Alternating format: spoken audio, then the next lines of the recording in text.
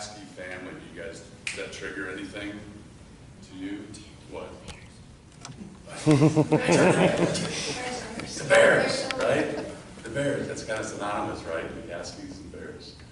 So we have a special honored guest that's going to speak to you who's really spent his whole life doing the same things that you guys are doing this week, of sharing his love of football and his love of his faith, and has written a number of books and goes out and speaks to groups like yours about those two and what special bond that can bring you.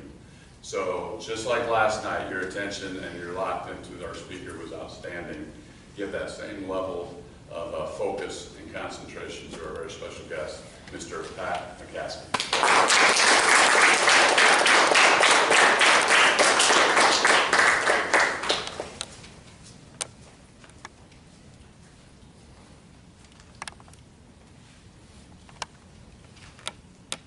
My great-great-grandfather, J.P. McCaskey, was a teacher and a principal for over 50 years at Boys High School in Lancaster, Pennsylvania. Each graduate of the high school, he gave a portrait of himself with this inscription: "The best of men that ever wore earth about him was a patient sufferer, a soft, meek, tranquil spirit, first true gentleman that ever breathed." That was written about Jesus. He never even met me. A great-grandson of the great man was my father, Ed McCaskey. He recalled, he had a habit of asking, "What did you learn in school today?" If you said nothing, he replied, "Let's learn something." Then you were obliged to memorize prose, poetry, or a Bible verse. When he was 96, I was 12. He used to talk to me a lot at lunchtime.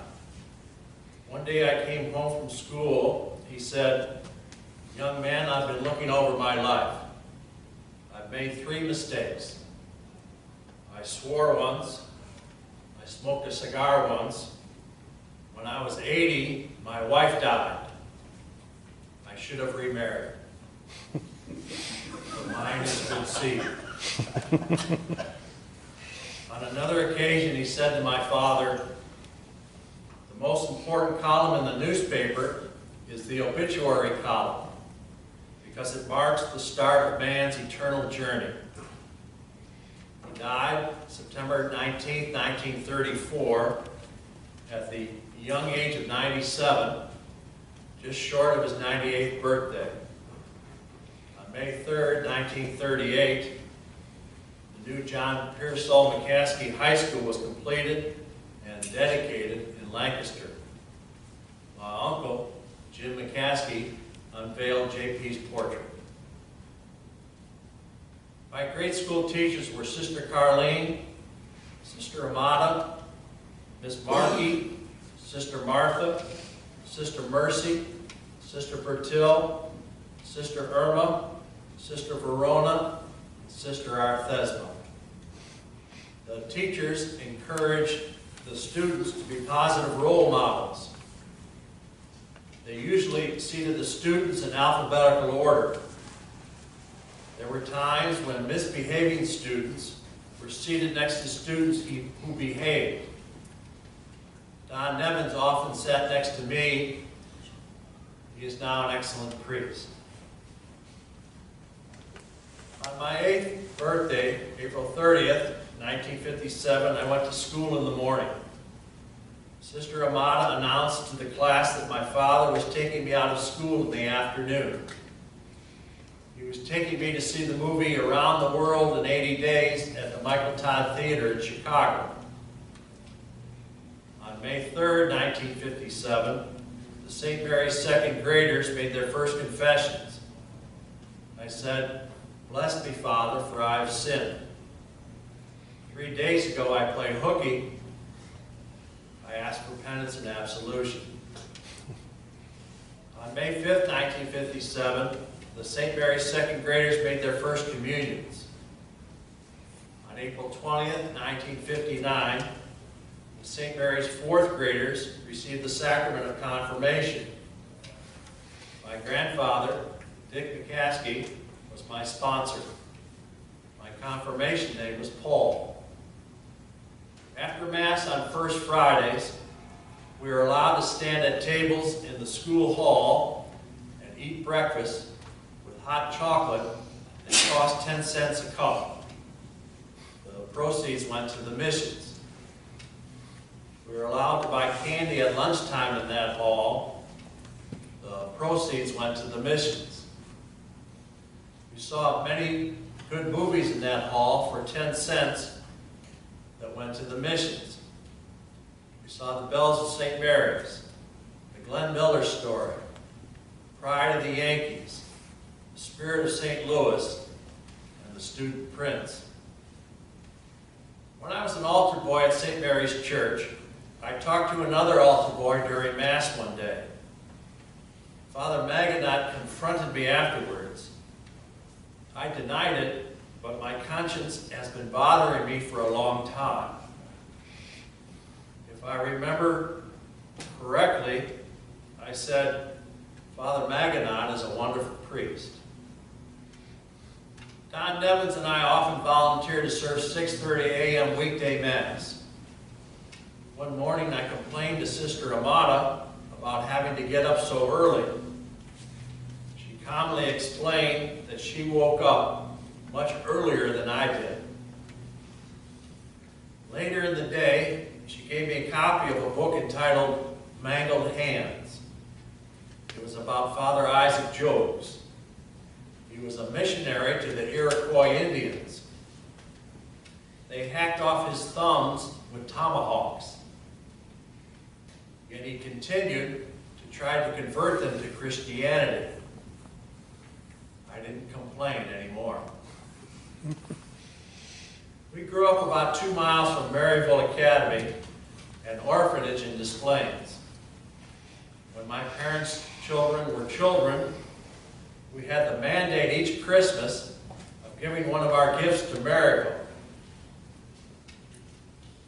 One Christmas I received a new baseball glove. I wanted to give it to Maryville. My parents asked me if I was sure I wanted to do that. I was. The next spring, Art Contreras was wearing that glove when he struck me out. Our heroes are the people who accept God's grace and mercy and forgive those who trespass against them. I'm not bitter. When I complained about the conditions in my home one time, my mother asked me, how would you like to live at Maryville for a while? The idea was somewhat intriguing because Maryville had great athletic teams. I played for St. Mary's School. We never beat Maryville's A teams. I wanted my parents to adopt Art Contreras because I felt he would make St. Mary's much stronger athletically. I guess my parents felt that 11 children were enough. It's difficult for me, but I publicly acknowledge that Art was a better basketball player than I. Of course, he had his own gym. When I was in 7th grade, I started at forward on the 8th grade basketball team. We had one victory. St. Joseph the Worker got way ahead and put in the second string. Before they could recover, we won 14-12. We lost to St. James 46-1. I led our team in scoring. As a 5'10" 8th grader, I had to choose between basketball and speed skating. Basketball had cheerleaders. Before the start of the basketball games, they would go to the visitors' fans and exclaim, H-E-L-L-O, hello. B-I-C-T-O-R-Y, St. Mary's Spartans, that's our crowd. La-di-da, our Spartans are the best. La-di-da, la-di-da, la-di-da. 1, 2, 3, 4, 5, 6, 7. All good players go to heaven. When they get there, they repeat, St. Mary's can't be beat. When I was in 8th grade, the basketball team was 15-7. We lost 3 games to St. Stephen's. We won the Maryville Academy Don Bosco tournament at the end of the season. Then we had an 8th grade assembly in the school hall. When I presented the trophy to our pastor, Father Bird, he asked me, "What do you want me to do with it?" I'm glad that he didn't give it to the missions. We also had our 8th grade party in the school hall. I was president of Class 8A. Before I gave the welcoming speech, Mrs. Sifferman asked me if I was nervous. When I said yes, she told me to take off my glasses. Then I wouldn't be able to see the audience. I followed her advice, and it seemed to work out fine. When the St. Mary's School class of 1963 graduated, Father Bird had an interesting speech. Among other things, he said, "This is the last time this group will be together. No matter how hard you try, you won't be able to get everyone together again. Some will die, some won't be interested, you won't be able to find some people. This is the last time this group will be together." My parents wove a pattern of hard work and discipline for the lives of their children. They stitched this pattern with love. My mother always found it amusing when someone asked her how much hired help she had. That was probably the reason my father nicknamed her Laughing Girl. She did all the cooking and laundry and housework. The only real time she got a break was when she went into the hospital to have another baby. During those refreshing interludes, Mrs. Passarelli took care of us. Instead of dinners of hamburgers or hot dogs, she prepared homemade pizza or spaghetti and meatballs. While waving a wooden spoon covered with meat sauce, she would yell, "You kids stop fighting!" She never had to tell on us because my parents knew us very well. There were many fights in our home, and my parents used belts, fly swatters, spatulas, and pizza paddles as instruments of discipline. When my father's discipline was thought to be too severe, we buried one of his watches in the vegetable garden. Our version of family planning was to have the children born during the Chicago Bears off-season. There were 7 victories and 4 ties. Education was very important in our home, and chores were an essential part of our training. Grass had to be mowed, and snow had to be shoveled.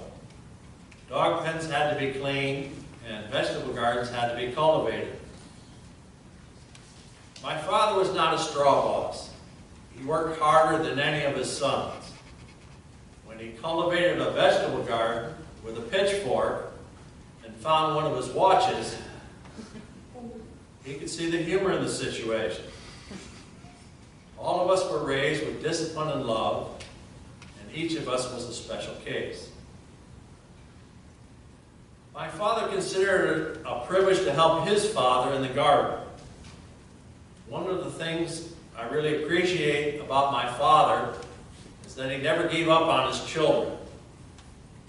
There were times when we didn't want to work in the garden. He encouraged us to do it anyway. When I was a boy, I didn't always appreciate the change of seasons and the cycle of nature.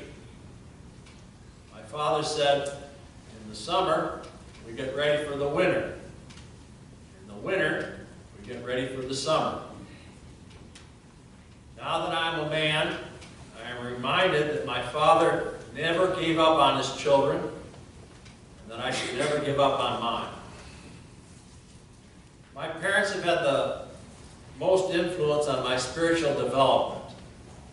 They sacrificed to send their 11 children to parochial grade schools and high schools. Some of us even went to Catholic colleges and universities. During childhood Lents, we prayed the family rosary out loud together on our knees in the family living room. When we misbehaved, we were strongly reminded, this is the family rosary. I wanted to get married when I was in 8th grade because my parents had a great marriage. That was in 1963. My parents' marriage was in its 20th orbit. I have sympathy for anyone who is in high school. I remember what it was like. High school was rough. I was on the freshman football team. I was calling out the signals as quarterback one game and my voice cracked. I said, ready! Set! The guy playing right in for our team fell on the ground laughing. I had to call timeout to give him a chance to recover. The delay killed our momentum on that drive. We only won the game 50-0. I was on the freshman basketball team. I didn't go to the Bears' 1963 NFL championship game because I had practice. When I used that as an illustration to my sons as to how dedicated they should be to their teams, they said, Dad, you made a mistake. I was on the freshman baseball team. I was late for practice one day because of detention. I didn't take the time to put on a protective cup before I caught batting practice. A foul ball made me wish I had. I was on the sophomore football team. I started at end, halfback, fullback, and kicker. Then I didn't have to call signals. I was on the sophomore basketball team. I didn't start against Glenbrook North, but I fouled out before the half. I didn't make the sophomore baseball team. I'm not bitter. At the start of my junior football season, I failed the physical because of a hernia. Remember that foul ball? My voice cracked that day. Instead of going out for basketball, I worked out with the swimming team. I nearly drowned every practice. After I'd finished my homework, I ran laps around Cornell Park in Des Plaines. There were couples parked in cars, but I couldn't tell what they were doing because the windows were steamed. Maybe they were saying the rosary. When the laps became tiresome, I changed to a 5-mile loop through the streets. I ran south on Wolf Road, east on Thacker, north on Pearson, west on Prairie, and north on Wolf Road. One of the things that kept me going during those runs was the possibility that maybe someday I'd be able to tell the story. I guess today's the day. I was on an intramural 3-man basketball team with Tom Bunzel and Dick Rafferty. We won every game. We had to play during the second half of our lunch hour because the school basketball teams needed the gym to practice after school. We only had one gym. There was barely time to eat lunch, hop into a pair of sneakers, play the game, jump back into my street clothes, and make it to my first afternoon class. This particular afternoon, after a hard-fought victory, I was very sweaty and tired. My shirt was hanging out, not only because I was sloppy, but also to cover the pockets on my Levi's that were illegal to wear. I barely made it to study hall before the second bell rang. Since I was so physically exhausted, I merely laid my books on my desk and laid my head on top of them in the fond hope of falling immediately asleep. However, the study hall monitor, Coach White, was a strict disciplinarian. He had other plans for me. He roused me from my deep sleep and commanded me to free my mind to God's will by disciplining it through study. Then I discovered how dry my mouth was. Barely audible, I said, "I thirst." Coach White realized that I was sinful and separated from God. Since he cared about me, he wanted me to know God's love and God's wonderful plan for my life. So he wrestled me out of my desk. My response was, my God, why hast thou forsaken me?" In an attempt to prove to me that the wages of sin is death, Coach White took me by my shirt collar and brought me into the hallway. Father Schuneman happened to be walking by. Coach White said to him, "Maybe you can do something with McCaskey." Father Schuneman didn't say anything for a long time. He waited for me to say something. In the interim, the Holy Spirit worked a miracle in my life. I felt compassion and understanding for Coach White. His behavior was not a problem. It was an opportunity to show God's love. I came down to his level to help him, just as Christ became man to save us so many football seasons ago. I said to Father Schuneman, "Father, forgive him, for he knows not what he does." The entire incident earned me a Saturday detention. It is finished. When I went out for track, the coach said that I ran like a football player. I took that as a compliment. I rode my bike 25 miles from Des Plaines to Wheaton to see Louise Raymond. She wasn't home. At the end of the season, I was seated 10th in the conference mile. I took 5th and won a medal. We won the conference meet. When I was a senior, I was quarterback on defense and offense.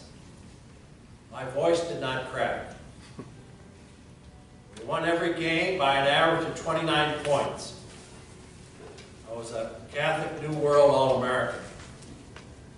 I was a track co-captain. I was seated 3rd in the conference mile. I took 2nd and won a medal. We won the conference meet by 29 points. I was most improved runner. Father McElrain was the founding pastor of St. Emily's Parish. My father came up with the idea of a fundraising record. On one side was Johnny Desmond singing Ave Maria. On the flip side was a message from Father McElrain. Father McElrain had been an Army general, and he was rather gruff. The gist of his message was, "Hello, this is Father McElrain. We need money." In the summer of 1966, I worked for St. Emily's. I mowed the lawn and I painted classrooms. At the end of the summer, when Father McElrain paid me, he asked me, "What are you going to do with all of this money?" I gave him an honest answer. I said, "I don't know." Then he asked me, "Why don't you give it to Maryville?" I like to think I quoted my mother, and I said, "We'll see." My conscience bothered me for over 40 years. Then I wrote a check to the Ed McCaskey Scholarship Fund at Maryville Academy with $278. During Easter week of 1977, the television movie Jesus of Nazareth was aired. For Easter Sunday dinner, I drove my grandfather to my parents' home. After dinner, I suggested that we watch the final installment of Jesus of Nazareth. After the program, Grandpa said to me, "Thank you for having us watch that." Different tests. As a 5'10" 8th grader, I had to choose between basketball and speed skating. Basketball had cheerleaders. After high school, and only 3 more inches, I had to give up football because of eye problems, so I ran cross country. After 2 seasons, I had to give up cross country because of allergy problems, so I wrote humor. After 10 years, I became immune to many allergies, but not kryptonite. So I started running again. My test was easier than Job's. His was essay, mine was multiple choice. When I got married, and when my sons were baptized, my St. Mary's classmate, Father Nevins, was the priest. He is a very unusual priest. He has never asked me for a penny. The most valuable part of our St. Mary's School, class of 1963, 25-year reunion, was his homily. He was tempted to talk exclusively about things that happened 25 years ago, but he did not yield. He urged the congregation to look forward with something in common. He pointed out that we grew up in the same classrooms and in the same community. The kind of education that we received was very worthwhile. Father Nevins cited George Callip's poll on the contribution of Catholic education. First, Catholic education had great quality. It was always first class. It offered a great deal to the community. Second, Catholic education lifts people up to a future that can lift the next generation up. People obtain a sense of self-esteem and confidence. Third, because of the size of Catholic education, it created a sense of community, meaning of life itself. Fourth, Catholic education focused on values that are focused on Jesus. Values have to be passed on from one generation to another. Jesus shared his life with his apostles. That life brought the people together as one. As we come together, we ask all of you to pass on the values. People who hear the Word of God should share it with one another. As soon as my sons got out of their cribs, I had them switching hands on the dribble. For several years, I didn't want to coach my sons on their sports teams because I coached them a lot at home. It's still a game of courtesy and grammar. I wanted them to get a different perspective. Besides, every time they did something right in a game, I'd want to call timeout and shellac the ball. When my sons were in 7th and 8th grade, I was one of their football coaches. I was an expert for a long time, then I became a coach. Before most games, I said to my son, "Good luck, do your best because God doesn't grade on a curve. If you do your best, you're a winner, regardless of the score." When my son Ed was in 8th grade, we were in 2nd place. When my son Tom was in 8th grade, we were 1st place. When my son Jim was in 8th grade, we were in 1st place. Tommy Reese was our best quarterback. Then he played quarterback for the University of Notre Dame. I gave him a post-game quote that he never used. I wanted him to say, I was very well coached in junior high. I taught him what Bill Wade taught me, footwork and follow-through. I also taught him to be a servant like Jesus, who washed the feet of his apostles. My goal as a sports parent was to show interest without meddling. Any playing time was a great opportunity. I took notes at my son's games. My approach was, you were given this much playing time, and this is what you did with it.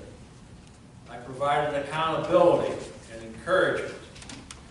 I showed my notes to my sons, but I didn't bother their coaches. Taking notes at the games helped keep me quiet.